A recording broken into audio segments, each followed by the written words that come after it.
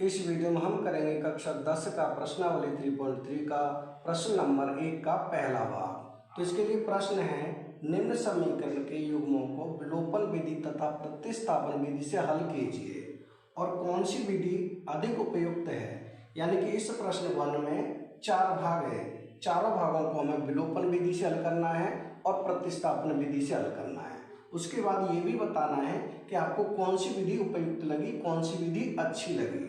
तो इसका पहला भाग है x + y = 5, यह समीकरण 1, और इसका दूसरा समीकरण है 2x - 3y = 4, यह इसका दूसरा समीकरण। तो इस पहले भाग को पहले हम विलोपन विधि से हल करेंगे, उसके बाद प्रतिस्थापन विधि से हल करेंगे। पहले करेंगे विलोपन विधि से। तो यहाँ लिखें विलोपन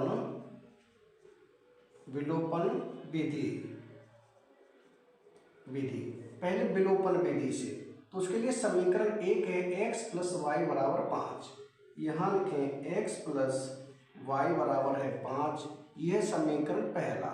और समीकरण दूसरा है 2x - 3y = 4, तो यहाँ लिखेंगे 2x माइनस ये है 3y = 4, यह समीकरण दूसरा। अब हमारे पास पहला समीकरण है और दूसरा समीकरण है, इसे हम हल कर रहे हैं विलोपन विधि से। तो विलोपन विधि से हल करने के लिए या तो x को काटना होता है या y को काटना होता है, दोनों समीकरण में से, यानी किसी एक चर को काटना होता है।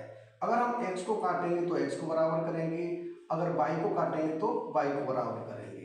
मैं यहाँ काट रहा हूँ x को, तो x को काटेंगे तो यहाँ देखेंगे 2x है, इसमें केवल x है, तो समीकरण 1 में हमें 2 से गुणा करना पड़ेगा, क्योंकि 2 से गुणा करने पर यहाँ 2x हो जाएगा।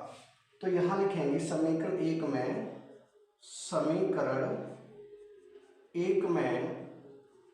2 से गुणा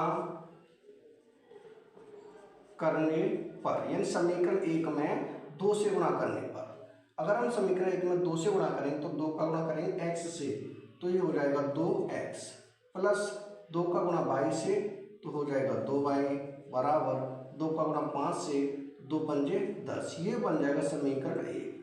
अब दूसरे समीकरण को हम सेम नोट कर लेंगे। तो यहाँ 2x माइनस में है 3y बराबर है 4, यह है समीकरण दूसरा। अब हम x को काट रहे हैं, तो यहाँ 2x प्लस के हैं, यहाँ भी 2x प्लस के हैं, उसके लिए हमें निशान चेंज करने पड़ते हैं। यहाँ लिखेंगे घटाने पर, यानी घटाने पर निशान चेंज हो जाते हैं। तो यहाँ प्लस है तो हो जाएगा माइनस, यहाँ माइनस है तो हो जाएगा प्लस, यहाँ प्लस है यानी कोई निशान नहीं तो प्लस होता है, तो यहाँ प्लस है तो हो जाएगा माइनस। अब 2x प्लस के 2x माइनस के ये कट जाएंगे।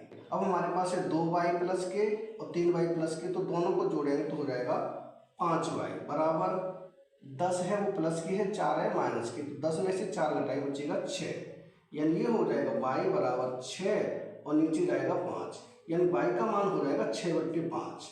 अब हम निकालेंगे x का मान। तो x का मान निकालने के लिए इस y के मान को समीकरण 1 में भी रख सकते हैं और समीकरण 2 में भी रख सकते हैं। तो मैं रख रहा हूँ समीकरण 1 में।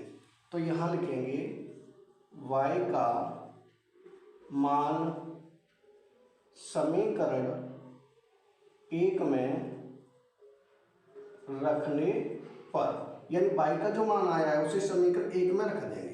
तो एक समीकरण है हमारे पास x + y = 5, तो यहाँ लिखें x + y = 5।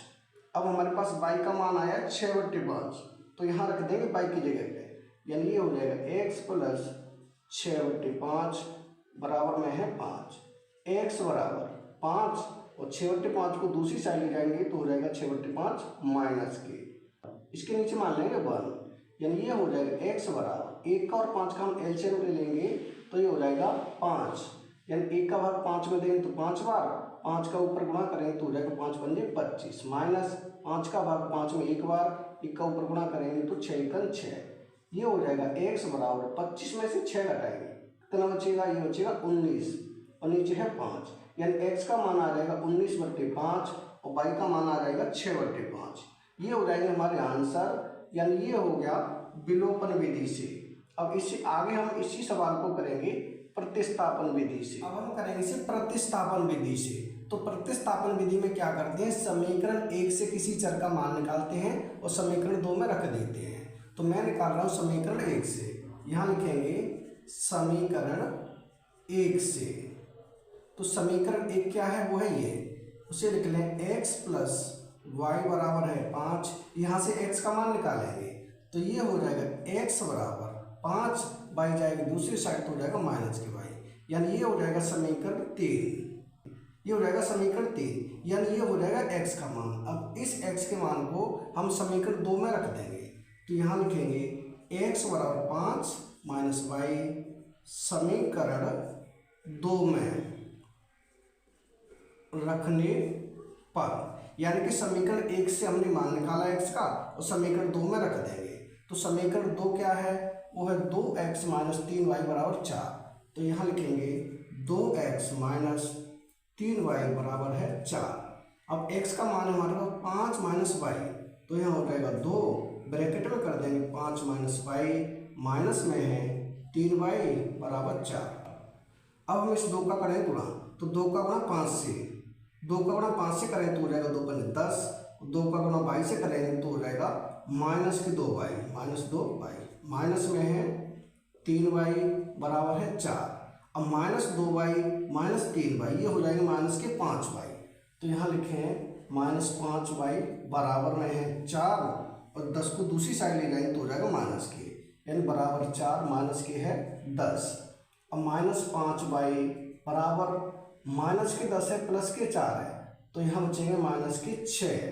ये हो जाएगा y बराबर, ये माइनस से माइनस कट जाएगा, यानी यहाँ 6, ये 5 जाएगा नीचे, तो y का मान हो जाएगा 6/5। ये हो जाएगा y का मान। इससे पहले हमने विलोपन विधि से हल किया था, तब भी y का मान 6/5 ही आया था। अब हम निकालेंगे x का मान, तो x का मान निकालने के लिए इस y के मान को समीकरण 3 में रख देंगे। तो यहाँ लिखें y का मान समीकरण 3 में रखने पर, समीकरण 3 क्या है, समीकरण 3 है ये वाला।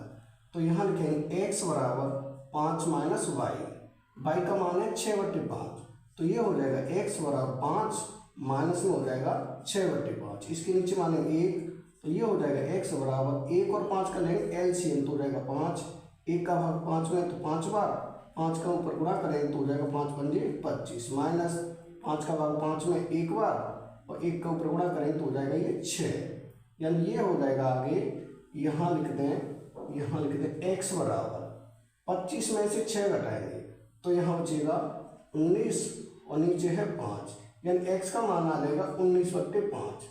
जबकि हमने विलोपन विधि से किया था तब भी आया था 19/5 x का मान, और y का मान आया था 6/5, यानी कि यही हो जाते हैं आंसर। दोनों विधियों से एक ही आंसर आएगा, यानी सेम आंसर आएगा। तो ये हो जाता है हमारा पहला भाग इसका कंप्लीट। अगर वीडियो पसंद आए तो लाइक और कमेंट जरूर करें। नेक्स्ट वीडियो में फिर मिलेंगे नेक्स्ट क्वेश्चन के साथ। Thank you.